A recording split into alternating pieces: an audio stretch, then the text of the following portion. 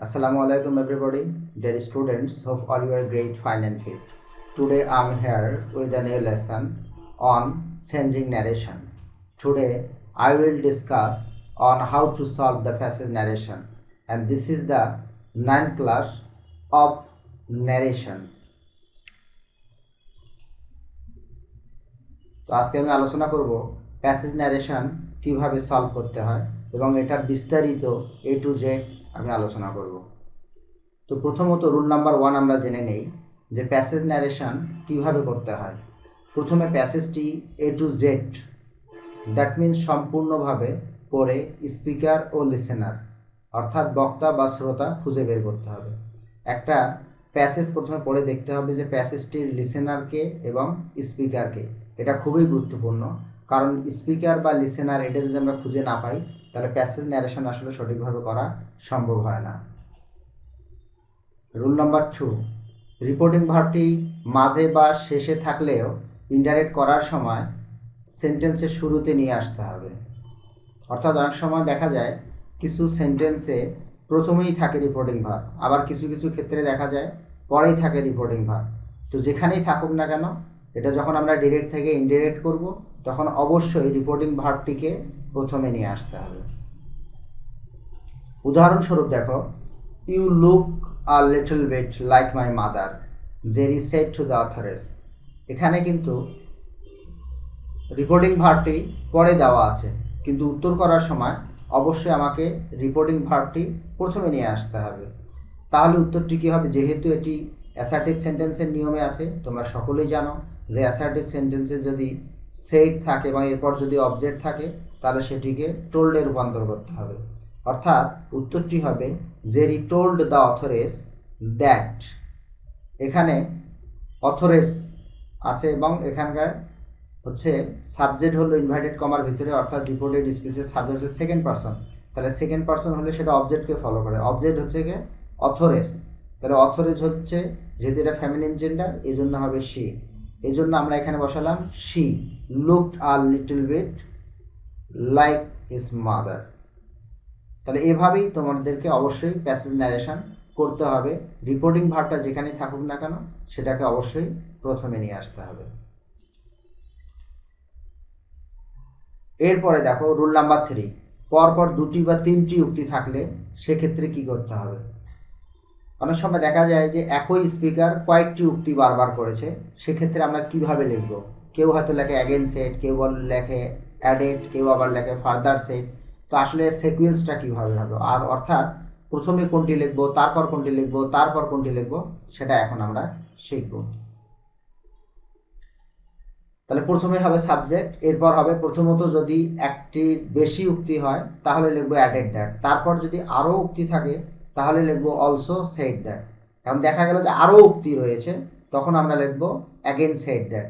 এগুলো উল্টাপাল্টা না করাই ভালো। অনেকে হয়তো বলে থাকে যে একটা লিখলেই হলো, আসলে তা নয়। প্রথমে তোমরা লিখবে অ্যাডেড দ্যাট, এরপর যদি আরও উক্তি আসে তাহলে লিখবে অলসো সেড দ্যাট, তারপর যদি আরও উক্তি আসে তাহলে অ্যাগেন সেড দ্যাট।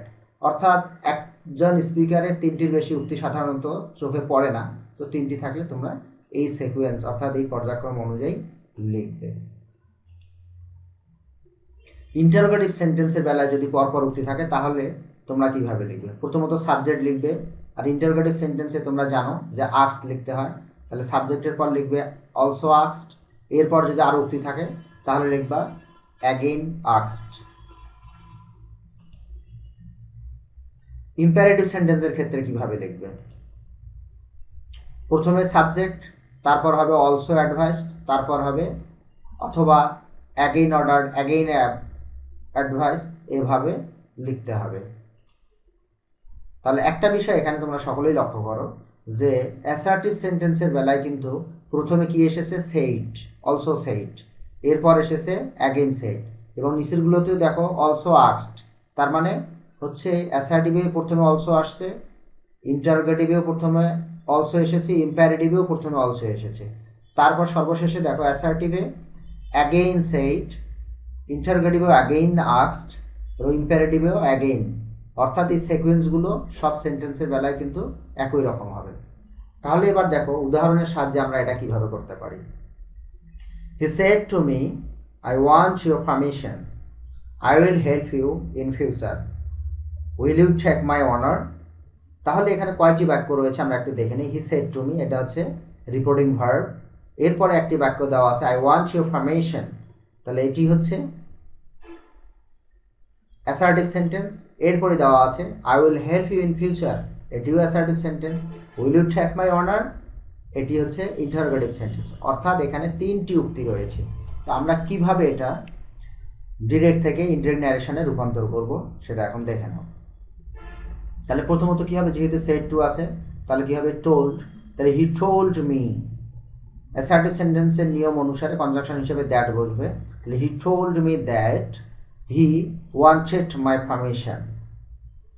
এরপরে এই হি কিন্তু পরের উক্তিটিও করেছে, এই জন্য আমরা লিখলাম এখন হি অ্যাডেড দ্যাট, অথবা তোমরা লিখতে পারো he also said that he would help me in future. তারপর আর একটি উক্তি করেছে, কিন্তু এটি প্রশ্ন করেছে, অর্থাৎ এখানে অ্যাসার্টিভ সেন্টেন্সের দুটো সেন্টেন্স ছিল, কিন্তু আর একটি রয়েছে ইন্টারোগেটিভ সেন্টেন্স। তাহলে এটি এখন চেঞ্জ হয়ে যাবে রিপোর্টিং ভার্বটি। তাহলে কি হচ্ছে হি অলসো বা অ্যাগেইন আস্কড মি, এবং এখানে কনজাংশন হিসেবে কি হবে, যেহেতু সাহায্যকারী ভার্ব দ্বারা এটি শুরু হয়েছে এই জন্য এখানে ইফ বা ওয়েদার বসবে। আমি এখানে ইফ বসিয়েছি। তাহলে উত্তরটি হচ্ছে হি অলসো অথবা he again asked me if I would take his honour. তাহলে তোমরা এই নিয়ম ফলো করে যদি একের অধিক বা একাধিক উক্তি থাকে একই স্পিকারের, তাহলে তোমরা also said, again said, also asked, again asked, ইম্পারেটিভের বেলায় অলসো অ্যাডভাইসড, অ্যাগেইন অর্ডার্ড ইত্যাদি ব্যবহার করে তোমরা ডিরেক্ট থেকে ইনডিরেক্ট ন্যারেশনে রূপান্তর করতে পারো। আরও কিছু গুরুত্বপূর্ণ তথ্য তোমাদের জানা দরকার প্যাসিভ ন্যারেশনের জন্য। রুল নাম্বার 1, যদি ইয়েস থাকে তাহলে তোমরা লিখবে replied in the affirmative and said that. No থাকলে replied in the negative and said that. Dear friend অর্থাৎ অ্যাড্রেস যদি কাউকে করা হয় তাহলে প্রথমেই তোমরা লিখবে অ্যাড্রেসিং, এরপর অবজেক্ট, তারপর অ্যাজ ডিয়ার ফ্রেন্ড, অথবা অ্যাড্রেসিং অ্যাজ প্লাস সম্বোধন করে যে হিসাবে সম্বোধন করতেছো সেটি লিখতে হবে। স্যার যদি থাকে তাহলে রেসপেক্টফুল লিখতে পারো, পোলাইটলি লিখতে পারো, এরপর হবে রিপোর্টিং ভার্ব। শিওর, শিওর থাকলে তোমরা অবশ্যই লিখবে গিভিং অ্যাসুরেন্স, গিভিং অ্যাসুরেন্স। তাহলে আশা করি প্যাসেজ ন্যারেশনের জন্য যে সকল তথ্য তোমাদেরকে জানানো হলো এগুলো তোমরা মনে রাখবে এবং পুঙ্খানুপুঙ্খভাবে প্র্যাকটিস করার চেষ্টা করবে। যদি তুমি এই তথ্যগুলো দ্বারা চেষ্টা করো তাহলে তোমাদের ন্যারেশন সম্পর্কে কোনো সমস্যা থাকবে না। আর কারো যদি ন্যারেশন সম্পর্কে কোথাও আরও কোনো সমস্যা থেকে থাকে, আজকের এটি 9ম ক্লাস, এর আগে আমি 8টি ক্লাস নিয়েছি, সেই ক্লাসগুলো যদি তোমরা ফলো করো তাহলে তোমাদের ন্যারেশন বিষয়ে আর কোনো সমস্যা থাকবে না।